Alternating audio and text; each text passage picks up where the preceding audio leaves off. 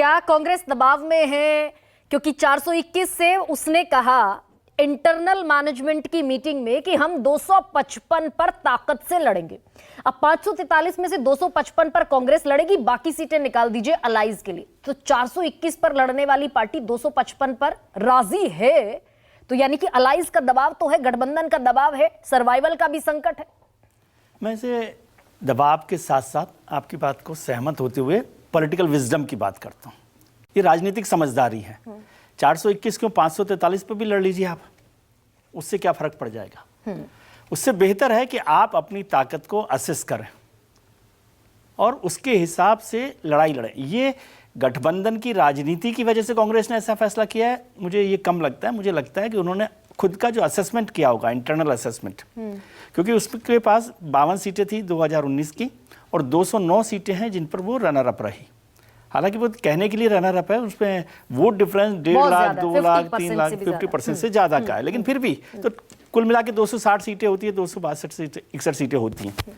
तो ये internal assessment से मुझे बेहतर लगता है कि कांग्रेस ने ये समझदारी की है कि वो कम सीटों पर, उसका फ़ायदा होगा कि वो संसाधनों का भी ज़्यादा बेहतर इस्तेमाल कर पाएगी, अपने लीडर्स का भी बेहतर इस्तेमाल कर पाएगी और फोकस कर पाएगी। और इसके साथ सबसे बड़ा जो काम होगा कि जो इंडिया गठबंधन में सीट शेयरिंग को लेकर जो झगड़ा बढ़ सकता था उसको थाम दिया गया है और कांग्रेस ने इनिशिएट कर लिया। तो हो सकता है जो सीट कांग्रेस को चाहिए एक आध दो, वो जो सहयोगी दल हैं जो जिस पे लड़ाई झगड़ा कर रहे थे, वो शायद उनको देने के लिए तैयार हो जाएंगे। भाई आप 255 पर आ गए हैं तो हमारे भी कुछ सीटों पर काम किया जा सकता है। मुझे लगता है महाराष्ट्र जो है ना, वेस्ट बंगाल और बिहार में मुझे इतना झगड़ा नहीं लगता, क्योंकि वेस्ट बंगाल में तो जितनी स्पेस उनको मिल जाएगी वो काफी रहेगी। और बिहार की भी कमोबेश वही हालत है तकरीबन तय। और मुझे लगता है कि वहां का तो हो ही गया एक तरह से। आज जो बैठक हुई होगी उसमें एक बार, ये फर्स्ट मीटिंग है, मुझे लगता है सेकंड मीटिंग में सब कुछ तय हो जाएगा। कांग्रेस ने अपनी बात कर दी होगी और मनोज झा साहब या जो भी लोग रिप्रेजेंट कर रहे होंगे तो वो हो गया होगा।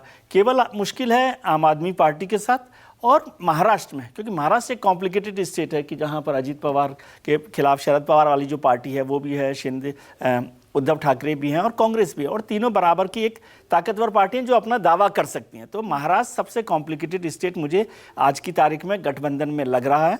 लेकिन लगातार जो काम हो रहा है, जैसा अब आम आदमी पार्टी के साथ भी कल बैठक हो रही है, अखिलेश जी ने जिस बात का जिक्र किया कि भाई राहुल गांधी की न्याय यात्रा पर से पहले फैसला हो जाए, मुझे लगता है उससे मोटे तौर पर उससे पहले ही फैसला हो जाएगा और क्लैरिटी ज्यादा बेहतर हो जाएगी। हाँ। और ये जो होते हैं सीट शेयरिंग के साथ साथ उससे पहले अनाउंसमेंट करना, मैं इसे प्रेशर टैक्टिक्स के तौर पर देखता हूँ कि जैसे बिहार में किया नीतीश जी ने, उसमें तो कोई खास फर्क नहीं है, लेकिन अरुणाचल प्रदेश जिसे राहुल गांधी जी ने न्याय यात्रा शुरू की और वो भी उसमें अरुणाचल को जोड़ा है, उसी दिन उन्होंने अरुणाचल को अनाउंस कर दिया। तो वो थोड़ा सा एक होता है। या भरूच में तो वैसे गुजरात में आम आदमी पार्टी और कांग्रेस कितना कर पाएगी ये सब उनको भी पता है और नहीं पता, तो भरूच में नहीं, पूरा गांधीनगर जितनी सीटें ना 26 की 26 सीटें उस पर भी कर दें तो कोई बहुत बड़ा फर्क नहीं पड़ने वाला। लेकिन ये नहीं हो तो बेहतर है। और जैसे आशुतोष कह रहे हैं कि मैं हमेशा इस बात पर जोर देता हूं कि जो कहा जाता है ना कि बातों के तीर जो है ना वो गंभीर होते हैं। सीट शेयरिंग में झगड़ा कम होगा, ये बयान जो है ना वो बहुत नुकसान पहुंचाते हैं, ज्यादा नुकसान पहुंचाएंगे। और हम तो पिछले 15 दिन पहले आशुतोष जी शामिल थे उस डिबेट में, ये कहा था कि बाकी रेजोल्यूशन बाद में पास हो, पहले ये रेजोल्यूशन पास हो जाए कि ये अनाप शनाप बयानबाजी बंद हो और ये इंडिया ब्लॉक के सारे जो नेता हैं वो मिलकर रेजोल्यूशन पास कर दें। ये डिसिप्लिन और डेमोक्रेसी में है ना फर्क को, एक बारीक लाइन को समझ लें। लेकिन विजय जी एक सवाल और भी है कि भाई जो जितने गठबंधन के नेता है वो ये कह रहे हैं कि ये तो सर्वाइवल का समय था, सर्वाइवल कैसे हो इसके खिलाफ लड़ाई लड़ने का समय था, लेकिन कांग्रेस रिवाइवल की यात्रा लेकर निकल रही है। तो ये यात्रा रिवाइवल की है या सर्वाइवल की है? दोनों की है।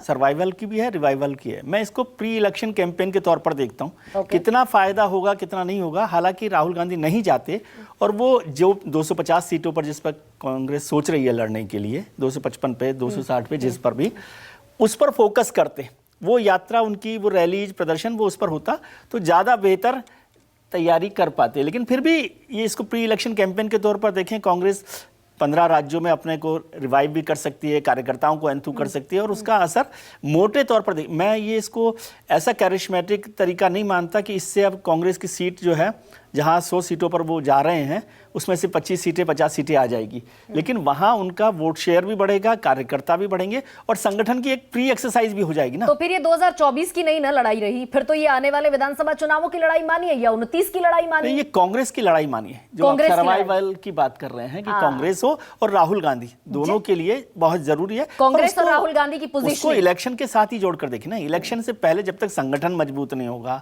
कार्यकर्ता खड़ा नहीं होगा, नेता खड़ा नहीं होगा, तो फिर इलेक्शन कैसे? इलेक्शन कोई अलग से दवाई थोड़ी है। इलेक्शन की दवा जो है ना, वो सब मिलाकर होती है, लेकिन आप वो कह रहे हैं च्यवनप्राश नहीं है। हाँ, लेकिन ये थोड़ा और पहले होता तो ज्यादा बेहतर होता शायद, विजय जी। ये तो बिल्कुल ठीक बात है कि बेहतर होता, लेकिन अब देर आए दुरुस्त आए। यदि तीनों राज्यों में जीत जाते तो शायद अभी भी नहीं होता। यदि छत्तीसगढ़, मध्य प्रदेश, राजस्थान कांग्रेस जीत जाती तो शायद और एग्रेशन होता और फिर नहीं हो पाता। तो बेहतर है कि अब हो रहा है और अब भी ठीक है। ये वही रेलवे की तरह से है कि रेलवे की ट्रेन छूटने का टाइम आपको पता हो ना, तो किसी न किसी तरह से पहुंच ही जाते हैं। अब आप कह रहे, पहले ही मैं कह रहा था कि जल्दी निकल लो घर से। घर से निकलने में देर होती है, लेकिन अक्सर लोग पहुंच ही जाते हैं। 99% पैसेंजर जो है ना, ट्रेन पकड़ ही लेते हैं। तो पंकज जी,